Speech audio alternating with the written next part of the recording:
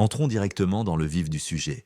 Si vous vous intéressez un tant soit peu à la nutrition, vous n'avez pas pu passer à côté de cette poudre d'un jaune flamboyant qui semble avoir envahi toutes les étagères des épiceries bio aux pharmacies les plus sélectes. On l'appelle l'or jaune ou l'épice de longue vie. Mais avant d'être la star de votre prochain Golden Latte, Instagrammable, le curcuma ou curcuma longa a parcouru un chemin fascinant à travers les âges. Imaginez-vous en Inde, il y a plus de 4000 ans. À cette époque, le curcuma n'est pas seulement un ingrédient de cuisine, c'est un pilier de la médecine ayurvédique. On l'utilise pour tout, cicatriser les plaies, purifier le sang ou apaiser les digestions difficiles. Une petite anecdote historique pour bien situer l'importance de la chose.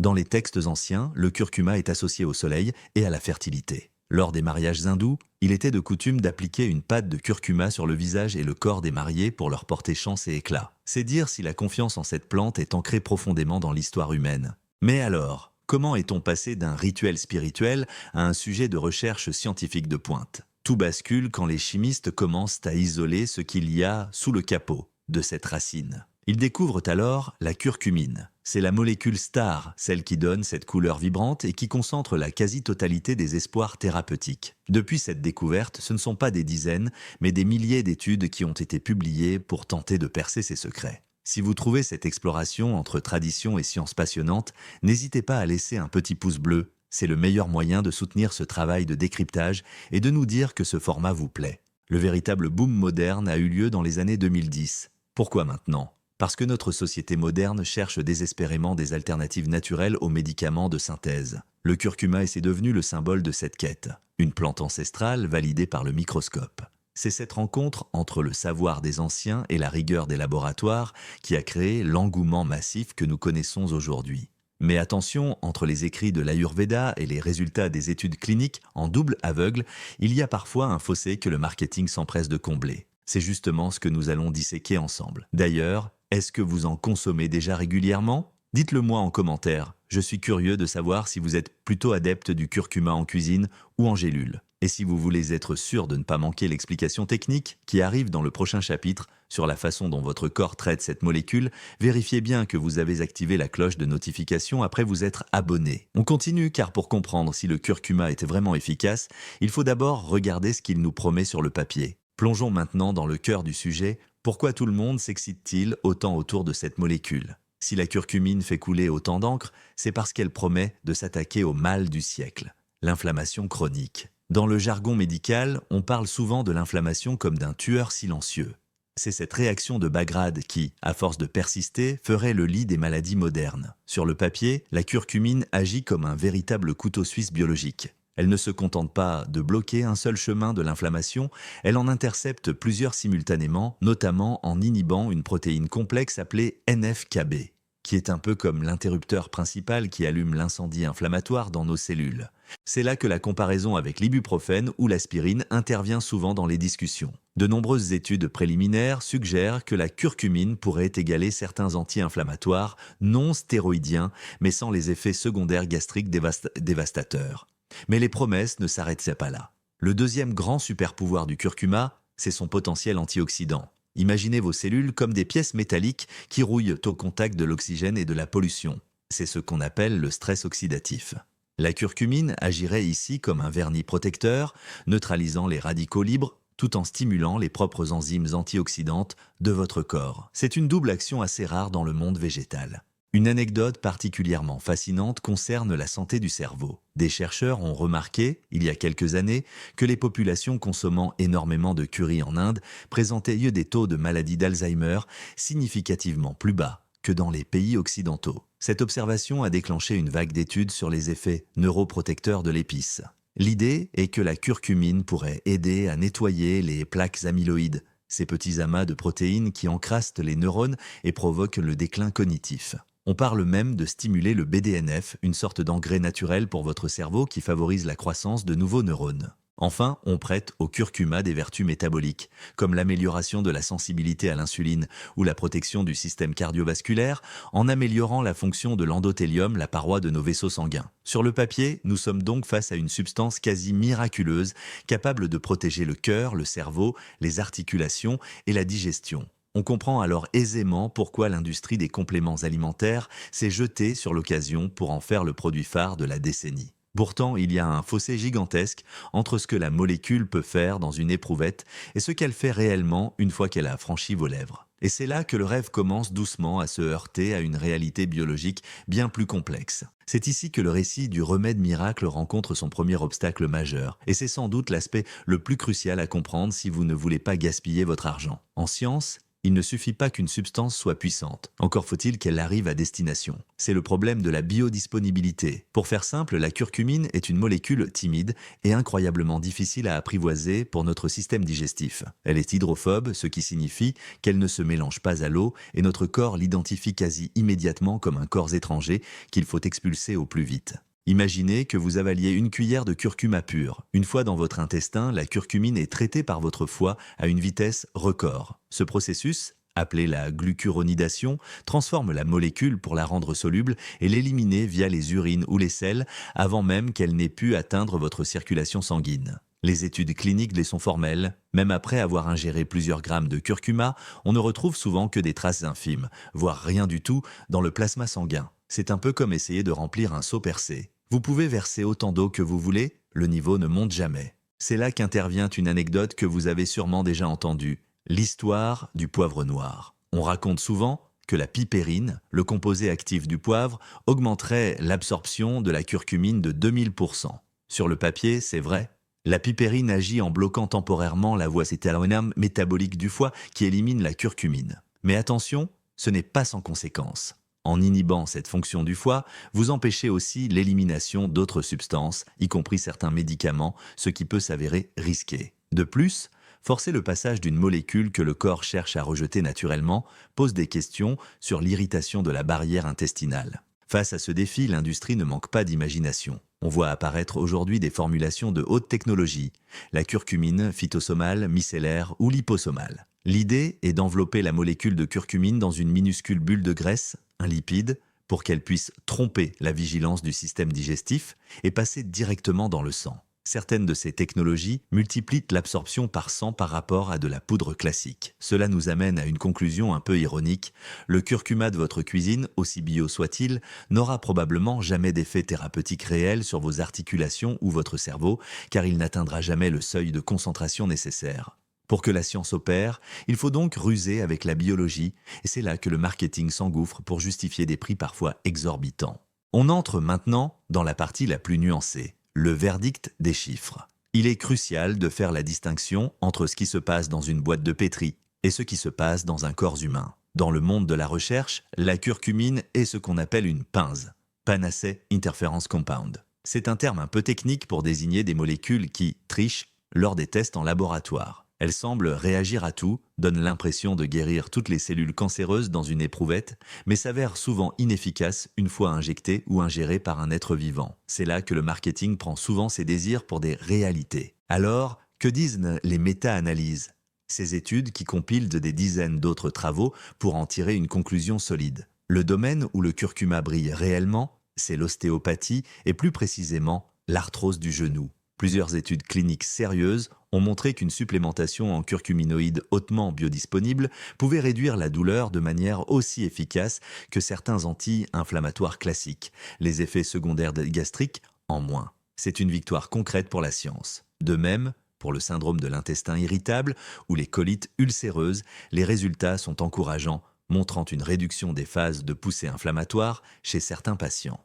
En revanche, pour les promesses des plus lourdes, comme le traitement du cancer, du diabète ou de la maladie d'Alzheimer, la douche est un peu plus froide. Si les mécanismes biologiques sont fascinants, les essais sur l'homme sont pour l'instant décevants ou insuffisants pour en faire un traitement médical officiel. Par exemple, une anecdote célèbre concerne les essais sur Alzheimer. Malgré des résultats spectaculaires sur les souris, les études sur l'humain n'ont pas montré d'amélioration cognitive significative. Probablement parce que la maladie est trop complexe pour être traitée par une seule molécule ou parce que la curcumine n'atteint pas le cerveau en quantité suffisante. Le problème, c'est que la science avance lentement alors que le commerce va très vite. Pour une étude qui montre un effet modeste sur le cholestérol, vous trouverez 10 publicités affirmant que le curcuma débouche les artères. Il faut comprendre que la science valide l'usage du curcuma comme un adjuvant, c'est-à-dire un complément qui peut aider à gérer des symptômes ou à améliorer la qualité de vie, mais elle ne le valide pas comme un remède miracle capable de soigner des pathologies lourdes à lui seul. C'est cette nuance,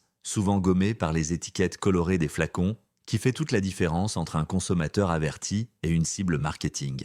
On change de décor pour s'intéresser aux coulisses de votre portefeuille. Car derrière la couleur dorée de cette épice se cache une industrie qui pèse des milliards d'euros, et c'est là que le miracle se transforme parfois en un redoutable piège marketing. Quand vous entrez dans un magasin, vous êtes face à une jungle. Des flacons à 10 euros, d'autres à 60 euros, des promesses de pureté maximale ou de formules brevetées. Le marketing du curcuma joue sur une corde sensible, votre santé. On utilise des mots savants comme nanotechnologie ou extraction au CO2 supercritique pour justifier des prix qui s'envolent. Mais la réalité est souvent plus simple. Beaucoup de marques se contentent de surfer sur la tendance en vendant de la simple poudre de cuisine mise en gélule, ce qui, comme nous l'avons vu, ne sert strictement à rien pour votre organisme. Une anecdote assez révélatrice de ce business concerne l'étiquetage. Vous verrez souvent écrit en gros 1000 mg de curcuma. Ça a l'air énorme, non? Mais si vous lisez les petites lignes au dos, vous découvrirez parfois qu'il s'agit de poudre brute ne contenant que 3% de curcuminoïdes. Résultat, vous payez le prix fort pour ce que vous pourriez acheter au rayon épices de votre supermarché pour quelques centimes. Les marques les plus sérieuses, elles, standardisent leurs extraits à 95%. C'est ce genre de détail qui sépare un produit efficace d'un pur produit marketing. D'ailleurs, si vous trouvez que ces conseils vous aident à y voir plus clair dans le rayon compléments alimentaires, n'oubliez pas de vous abonner et d'activer la petite cloche. C'est le meilleur moyen de devenir un consommateur averti et de ne plus vous laisser séduire par des promesses sans fondement scientifique. Il y a aussi l'aspect bio. Si le bio est une excellente chose pour l'environnement, dans le cas du curcuma, c'est aussi un argument de vente massif. Le marketing vous fera croire qu'une racine bio est forcément plus riche en curcumine, ce qui est scientifiquement faux. La teneur dépend de la variété et du sol, pas du label. Le marketing pousse même le vice jusqu'à créer des besoins. On vous vend du curcuma pour tout, même pour des mots où il n'a aucune utilité prouvée. C'est la stratégie du halo de santé. Puisque c'est naturel et ancien, ça doit forcément fonctionner pour tout. Pour ne plus vous faire piéger, gardez toujours en tête que le prix élevé d'un complément doit être justifié par une preuve de sa biodisponibilité et non par le design de sa boîte ou le discours d'un influenceur. Posez-vous la question, achetez-vous une molécule active ou une belle histoire? Si cette plongée dans les rouages du business vous fait réagir, n'hésitez pas à partager votre expérience en commentaire. Avez-vous déjà acheté un complément qui s'est avéré totalement inefficace? Votre retour d'expérience est précieux pour la communauté. Et restez bien avec moi, car après l'argent, on va parler de quelque chose de bien plus important. Votre sécurité. Car contrairement aux idées reçues, naturel ne veut pas dire inoffensif. C'est sans doute la partie la plus importante de cette vidéo, car elle vient briser le mythe du « c'est naturel, donc c'est inoffensif ». Dans l'imaginaire collectif, une plante ne peut pas faire de mal. Pourtant, dès que l'on commence à concentrer les principes actifs pour en faire des compléments alimentaires, on entre dans le domaine de la pharmacologie. Et en pharmacologie, tout ce qui a une action réelle possède potentiellement des effets secondaires. Le curcuma ne fait pas exception à la règle. Et pour certaines personnes, sa consommation sous forme de cure peut s'avérer non seulement inutile, mais dangereuse. Le risque le plus documenté concerne les interactions médicamenteuses. La curcumine a des propriétés anticoagulantes et anti-agrégantes plaquettaires. En clair, elle fluidifie le sang. Si vous prenez déjà des médicaments pour le cœur ou contre la thrombose, comme l'aspirine ou des anticoagulants plus lourds, la prise de curcuma peut démultiplier les risques d'hémorragie. Une petite anecdote médicale circule souvent dans les blocs opératoires. Certains chirurgiens demandent désormais systématiquement l'arrêt des cures de curcuma 2 semaines avant une intervention, car ils ont constaté des saignements plus difficiles à contrôler chez les patients adeptes de l'or jaune. Ce n'est pas une simple précaution de principe, c'est une réalité clinique. Un autre point de vigilance concerne la vésicule biliaire. Le curcuma stimule la production et l'évacuation de la bile. Pour une personne en bonne santé, c'est un excellent point pour la digestion. Mais pour quelqu'un qui souffre de calcul biliaire, c'est une toute autre histoire. En stimulant la contraction de la vésicule, le curcuma peut provoquer le déplacement d'un calcul et déclencher une colique hépatique, une douleur que beaucoup décrivent comme l'une des plus intenses que l'on puisse ressentir. Si vous avez des antécédents de ce côté-là, les compléments de curcuma vous sont formellement déconseillés sans un avis médical strict. Enfin, il existe un risque plus insidieux lié à la qualité de fabrication, la contamination au plomb. Il y a quelques années, un scandale a éclaté lorsque des analyses ont révélé que certains producteurs, principalement au Bangladesh et en Inde, ajoutaient du chromate de plomb à la poudre de curcuma pour intensifier sa couleur jaune et masquer une mauvaise qualité de récolte. Le plomb est un neurotoxique puissant, surtout pour les enfants et les femmes enceintes.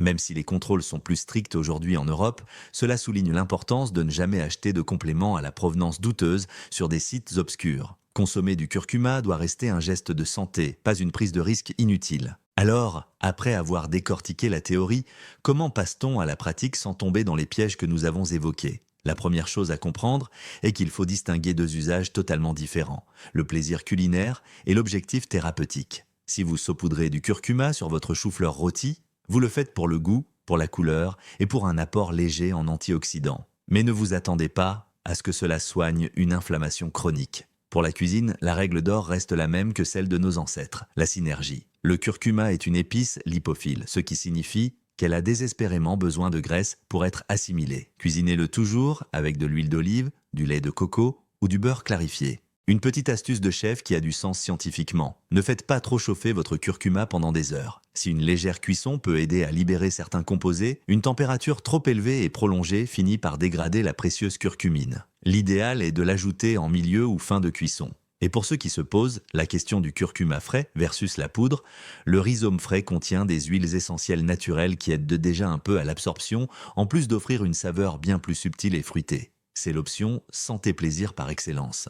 Maintenant, si votre objectif est de traiter une douleur articulaire, la cuisine ne suffira pas. Vous devrez vous tourner vers des extraits standardisés, mais ne le faites pas n'importe comment. Regardez les étiquettes pour trouver des mentions comme Meriva, Longvida ou Novasol. Ce sont des brevets qui ont fait l'objet d'études cliniques sérieuses sur leur biodisponibilité. Cependant, l'astuce la plus intelligente n'est pas forcément de prendre le dosage le plus fort, mais de faire des cures de 2 à 3 mois maximum suivies d'une pause. Le corps humain est une machine qui s'adapte. Si vous le saturez de curcumine toute l'année, il risque de devenir moins réceptif. Enfin, consommer intelligemment, c'est aussi savoir quand s'arrêter. Une anecdote assez commune chez les nutritionnistes est de voir des patients arriver avec des brûlures d'estomac parce qu'ils boivent des shots de curcuma pur à jeun le matin. C'est une erreur classique. Le curcuma est acide et très stimulant pour la muqueuse gastrique. La consommation intelligente, c'est celle qui respecte votre corps, toujours au milieu d'un repas, toujours avec une source de lipides et toujours en écoutant vos sensations digestives. En résumé, le curcuma doit rester un outil dans votre boîte à outils bien-être et non devenir le seul pilier de votre santé. Pour conclure notre voyage au cœur de la racine dorée, il est temps de répondre à notre question initiale. Le curcuma est-il un miracle ou un pur produit marketing? La vérité, comme souvent en science, se trouve exactement entre les deux. Nous avons vu que la curcumine possède des propriétés biologiques exceptionnelles, capables de rivaliser avec certains médicaments pour soulager l'arthrose ou l'inflammation. Mais nous avons aussi découvert que sans une technologie d'absorption sophistiquée, cette poudre reste une simple épice qui traverse votre corps sans s'y arrêter. Le miracle est donc réel dans l'éprouvette, mais il est conditionné par la science de la biodisponibilité dans la vraie vie. D'un autre côté, le marketing a clairement abusé de la confiance des consommateurs en vendant des promesses démesurées. Le curcuma ne guérira pas le cancer en une gélule et il ne remplacera jamais une alimentation équilibrée ou un mode de vie sain. C'est un allié, un adjuvant précieux, mais pas une baguette magique. Une petite anecdote pour finir, dans l'Antiquité, on appelait le curcuma le safran des pauvres, car il colorait les plats sans en coûter le prix. Aujourd'hui, avec certains compléments vendus à prix d'or, c'est presque devenu l'inverse. Gardez donc l'esprit critique, ne payez pas pour du marketing, payez pour de la science. En résumé, continuez à mettre du curcuma dans vos plats pour le plaisir et la prévention légère, mais soyez exigeants et prudents si vous passez aux compléments alimentaires. Vérifiez les sources, surveillez les contre-indications et, surtout, ne cherchez pas de raccourcis miracles pour votre santé. La science continue d'avancer et peut-être que dans quelques années, de nouvelles découvertes nous permettront de débloquer encore plus de potentiel de cette plante incroyable. Si cette enquête approfondie vous a aidé à y voir plus clair entre les rayons de votre pharmacie et votre cuisine, n'oubliez pas de vous abonner pour ne pas manquer nos prochaines analyses scientifiques. Activez la cloche pour être prévenu dès qu'une nouvelle vidéo sort. Et si vous avez appris quelque chose aujourd'hui, laissez un pouce bleu. C'est grâce à vos commentaires et à vos partages que nous pouvons continuer à décrypter la vérité derrière les tendances santé. Alors, merci de votre fidélité et on se retrouve très vite pour une prochaine vidéo.